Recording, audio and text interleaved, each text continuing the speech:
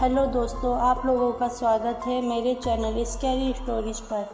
मैं आप लोगों के लिए डरावनी कहानियाँ लेकर आई हूँ। अगर आप लोगों को मेरी कहानी अच्छी लगे तो मेरे चैनल को सब्सक्राइब करें और बेल बटन को ऑल पर कर दें। दोस्तों, आज की कहानी एक पांडे परिवार पर है। पांडे जी की पत्नी मंजू और उसका एक बेटा मनोज था।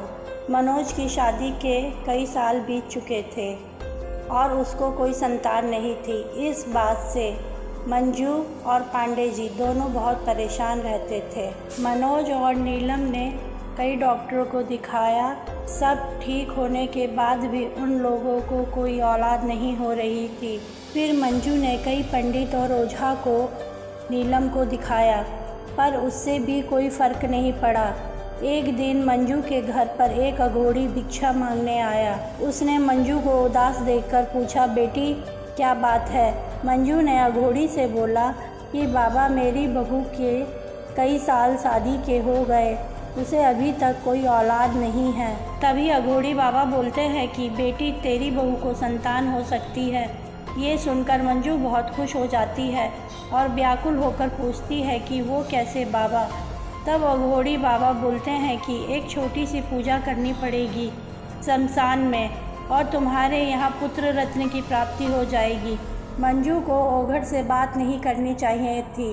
ओघड़ लोगों को देखकर भाप लेते हैं कि लोग कुछ ना कुछ परेशान हैं। कुछ लोग ओघड़ की बातों में आ जाते हैं और कुछ लोग ओघड़ की बातों को नज़रअंदाज कर देते हैं, पर मंजू ओघड़ की बातों में आ जाती है। तभी अगले दिन मंजू पांडे जी से अपने और ओघड़ के बीच की सारी बातें बताती है। पांडे जी मंजू को ओघड़ बाबा के चक्कर में पड़ने से मना करते हैं। तभी मंजू घर में खाना पीना छोड़ देती है और बोलती है, हमें ज़्यादा कुछ नहीं करना, एक छोटी सी पूजा ही तो करनी है। वो पूजा हम नहीं, ओघड़ बाबा ही करेंगे। और मंजू जिद करके बैठ जाती है। मंजू को खाना पीना छोड़े हुए 2 दिन हो जाते हैं और वो कुछ अस्वस्थ सी होने लगती है।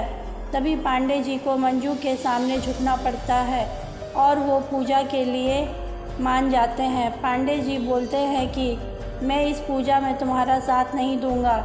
तो मंजू बोलती है कि ये पूजा तो ओघड़ बाबा को करनी है, इसमें आपकी ज़रूरत नहीं है। और फिर मंजू ओघड़ के पास जाती है। पूजा की सभी सामग्री ओघड़ को देती है। उधर पूजा शुरू हो जाती है और तभी ओघड़ को पूजा किए हुए 15 दिन बीत जाते हैं और 16वें दिन ओघड़ बाबा मंजू से बोलते हैं कि जिस देवी की हम पूजा कर रहे हैं उसे आपके परिवार से किसी एक आदमी की बलि देनी पड़ेगी।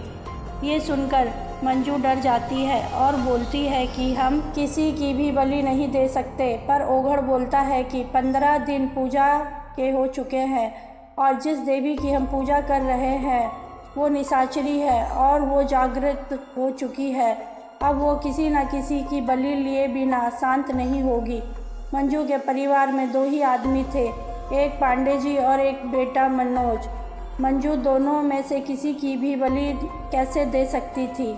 मंजू हाथ जोड़कर अघोरी बाबा से मना करती है, पर सब अघोरी बाबा अच्छे नहीं होते। अगर मंजू के परिवार से किसी की बलि नहीं दी गई तो वो निशाचरी अघोरी की ही बलि ले लेगी। अघोरी ने ये बात मंजू से छिपाई थी कि वो किसी निशाचरी की पूजा कर रहा है और उसे बलि भी चाहिए। अघोरी चालाकी कर रहा था।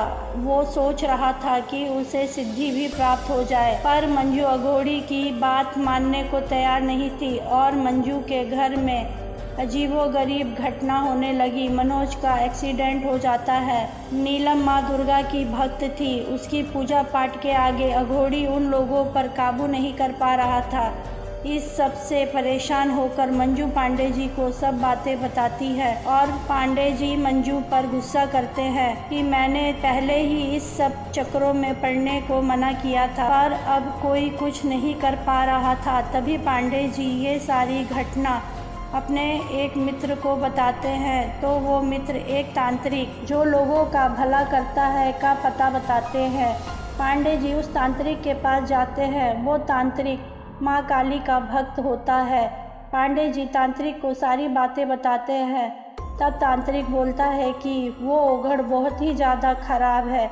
उसने अपनी बातों में कई लोगों को फंसाकर बलि ली है और वो आपके बेटे की भी बलि ले लेता, पर आपकी बहू माँ दुर्गा जी की भक्त है, इसलिए वो कुछ ज़्यादा नहीं कर पाया और वो आपके घर से किसी की बलि ना दे पाया तो वो खुद ही मृत्यु को प्राप्त हो जाएगा। तभी पांडे जी बोलते हैं कि तांत्रिक बाबा, हमें किसी भी तरह उस ओघड़ बाबा से बचा लो। तांत्रिक बोलता है कि मैं देखता हूँ क्या कर सकता हूँ। फिर तांत्रिक ने माँ काली की आराधना शुरू की और माँ काली का तांत्रिक पर बहुत आशीर्वाद होता है और तांत्रिक सबका भला करता था, इसलिए सबकी दुआ भी उसके साथ थी। बहुत पूजा पाठ करके तांत्रिक ओघड़ से सामना करता है। दोनों एक दूसरे पर मंत्र फूंकते हैं। तभी ओघड़ तांत्रिक को बोलता है कि तू अपनी जान बचा के चला जा, नहीं तो मैं तेरे टुकड़े टुकड़े कर दूंगा। तांत्रिक बोलता है कि तू निर्दोष लोगों को अपने वश में करके उनकी बलि चढ़ाता है, अब तेरी बारी है बलि चढ़ने की। तभी ओघड़ बाबा निशाचरी को भी अपनी मदद के लिए बुलाता है और माँ काली के भक्त के वार के आगे निशाचरी के वार भी खाली जाते हैं। तभी तांत्रिक माँ काली के द्वारा सिद्धि प्राप्त किए मंत्र फूंकता है और ओघड़ दूर जाकर गिरता है। तभी निशाचरी ओघड़ का खून पी लेती है। इस प्रकार अच्छे कर्म का फल प्राप्त हुआ। तांत्रिक एक अच्छा इंसान था, वो लोगों की मदद करता था। मंजू ने अब कान पकड़ लिया कि वो किसी भी बाबा के चक्कर में नहीं पड़ेगी। माता रानी बहुत दयालु होती हैं और नीलम का भी बहुत सुंदर पुत्र जन्म लेता है और वो लोग सब खुशी खुशी से रहने लगते हैं। दोस्तों, आप लोगों को अगर मेरी कहानी अच्छी लगे तो मेरे वीडियो पर लाइक और कमेंट करें और मेरे चैनल को सब्सक्राइब करें।